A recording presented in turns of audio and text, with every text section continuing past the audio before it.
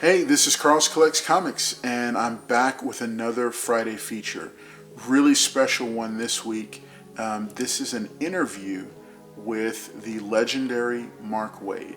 He is the writer of Kingdom Come and many other titles that you've probably heard of. You're probably familiar with him, and I know for a fact that you've read some of his work even if you didn't realize it was his.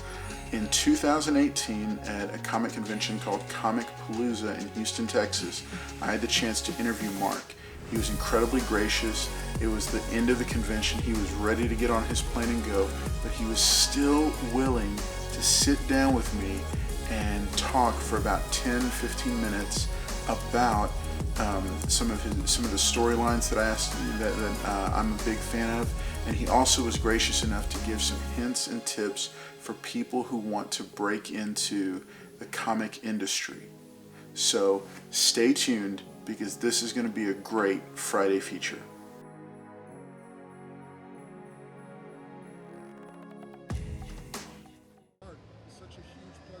My pleasure, sir. So why don't you tell us a little bit about how you got started reading comics? I actually got started because I was a fan. I was a huge fan of comics when I was a kid, and I just never wanted to stop having it have something to do with my life. I never stopped reading comics even after I discovered girls and cars and stuff, and so that was still my thing.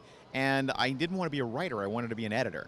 I didn't think I could be a writer. I didn't think that was going to be too hard a job to do, and coming up with ideas all the time, that seemed like a really crazy aspiration. So I went on staff at DC as an editor in the late 80s for a couple of years. And what happened there was, first off, I was reminded that I really enjoy writing. And secondly, because I was working with so many different comic book writers as an editor, I was seeing all these scripts come across my desk from everybody in the industry, and it was boot camp. I mean, I learned so much from reading all their scripts that by the time I left a couple of years later, I thought, okay, I'll give this a whirl, and it's worked out so well ever since, you know? Nice. So talking about the Tower of Babel story, Yeah. tell us a little bit of the genesis of that idea. Sure. I mean, the kickoff, the idea that the Waynes' graves were dug up and the bodies were stolen, I'd had that idea for a couple of years before the story. I wrote the story, and I prayed every month. I'd open up Batman comics every month and pray nobody had gotten to that idea before me. But it only made sense to me. Batman would have a contingency plan for every Justice Leaguer and what happens if they go out of control. And what Batman was completely justified in doing that. I completely in his corner for making those contingency plans. The place where he screwed up, and the reason that he got kicked out of the Justice League, is because you don't do that and not tell people. I mean, I get that you want to keep it secret, but they're your friends and they're your trusted teammates, and you put their lives on the line for you and vice versa. If you tell Superman, I have a plan, it's not going to compromise the plan. If you tell Wonder Woman, just in case, they would be grateful. I'm sure that Wonder Woman would be grateful that somebody has a backup plan in case she goes nuts. But so for him to be the crime was not coming up with the plans. The crime was being secretive about them. Yeah. And I love that dialogue scene between him and Superman. Yeah. About where it goes into. Thank you. Yeah. It's just, it's perfectly done. So Thanks. in developing the storyline, how did you pick the weaknesses that he would focus on for each of the Justice League?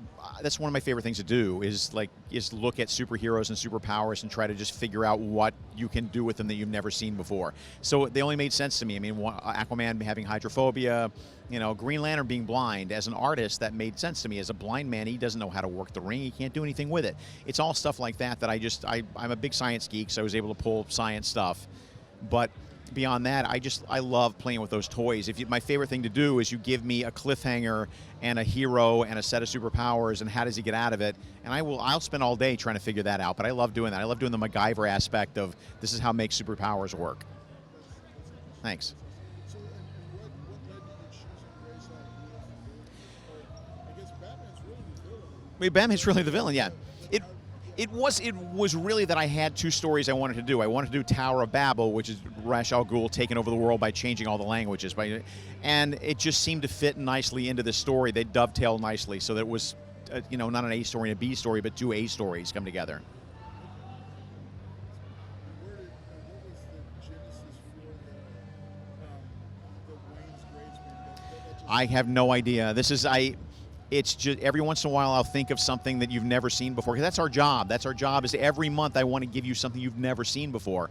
And on those rare occasions when I get that idea for a visual that you've never seen before, I'll hang on to it, and I'll wait. I've got a file of those at home. You know. Can't wait to see some of the other stuff. Thanks. Okay, so shifting gears. Yeah. Shifting gears.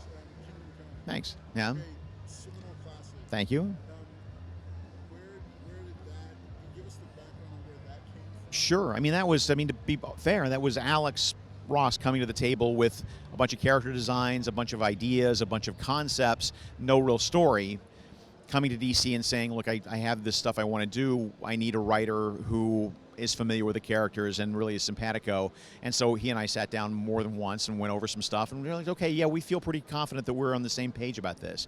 So I would go to Chicago a couple of times and hang out with Alex for the weekend, and we'd talk about story and make a lot of notes, and then go back and forth over. Alex did 10 pages a month. That's because which is pretty fast for the painted work he's doing.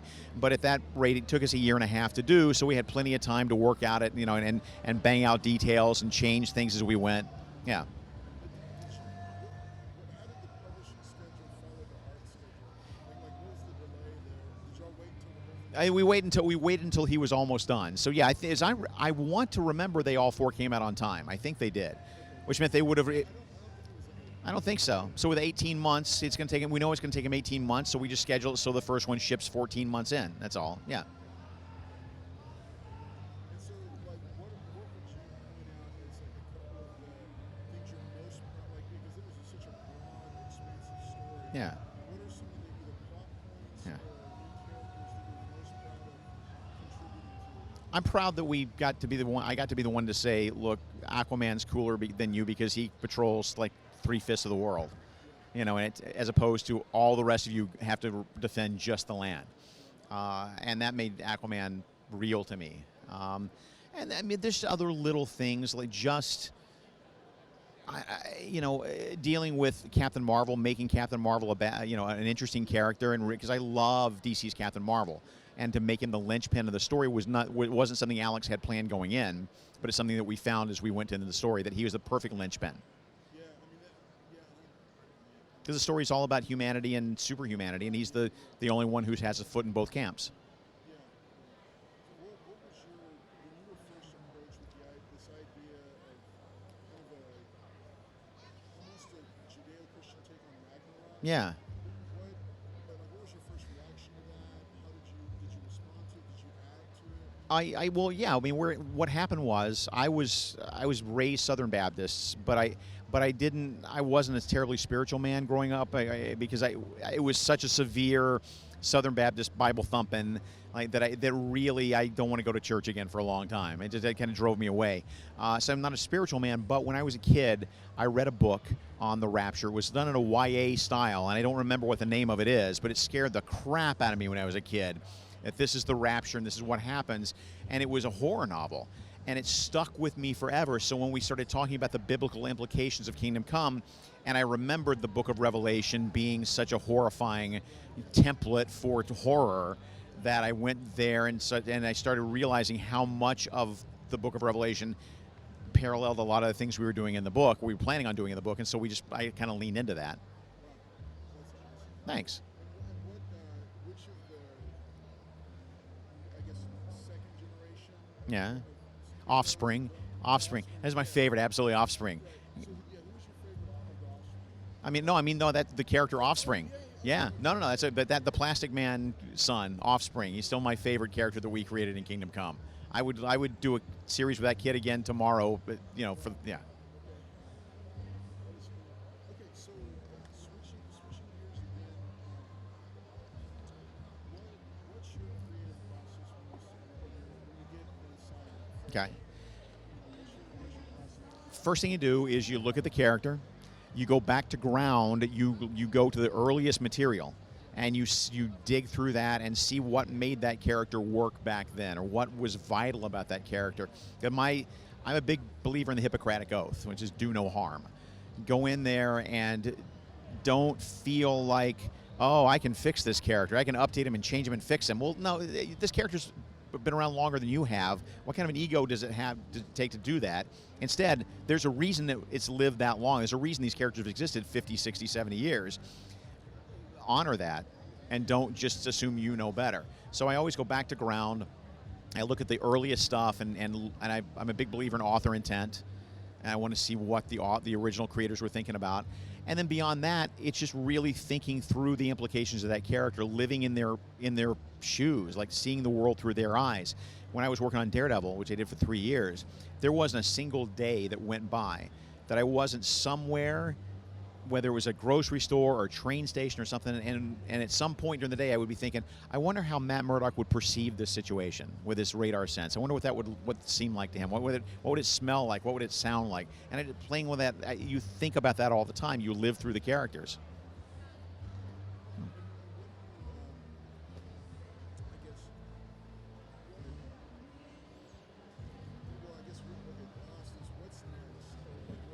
Yeah. There's a few things I've got going on. Well, yeah, I'm still doing some Marvel work. So Doctor Strange comes out in a couple of weeks. Ant-Man, I'm doing some Ant-Man stuff. There's probably going to be doing some more Avenger stuff in the future. And beyond that, there's creator-owned stuff we'll be rolling out over the course of the rest of the year, because I want to get more into. I mean, I've neglected that a little too much. I've got Empire and Potter's Field and Irredeemable and stuff like that. That's been stuff that I've created that I've kind of gotten away from that a little bit. So I want to get back more into that.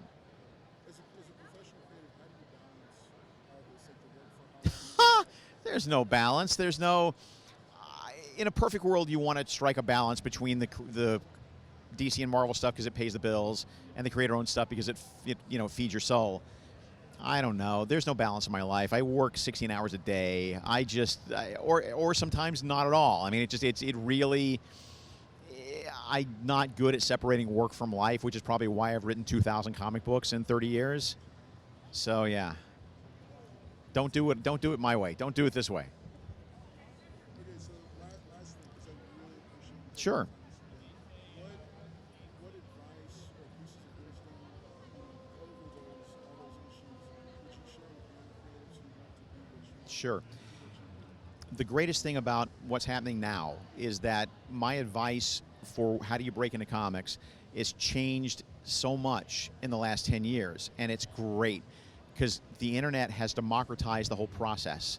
If you want to write and draw comics and put them online, you're in comics, dude. There's no gatekeeper there. And I encourage younger creators, if you're a writer, find an artist. If you're an artist, find a writer. If you can do both, that's great. Get together, do your own comics, put them online. Put them on your page, put them wherever you can put them. Tag creators, tag companies, make sure people see it. If they see it and they like it, they'll respond. They'll circulate it. They'll retweet. They'll recirculate your work. And that's where a lot of companies are looking for young talent right now. Because, and this is the important part, if I see a portfolio at a convention, that guy might be pretty good, maybe he's pretty, let's say he's pretty good. He's a good convention portfolio, good work. But I don't know whether or not the guy has a work ethic. I don't know whether the guy's going to flake out on me. I don't know whether I'm only seeing the good parts of his work, and the next time he does something, it's going to be crap. But if I go online and I see that you've done an online webcomic like every week for 6 months or something, well, I can see you have a work ethic. I can see that you're a guy I can count on as a publisher to deliver the work on a timely basis. I know you have a work ethic, and I know that I can see the progression of your work, and I can see how consistent you are, and that tells me a lot.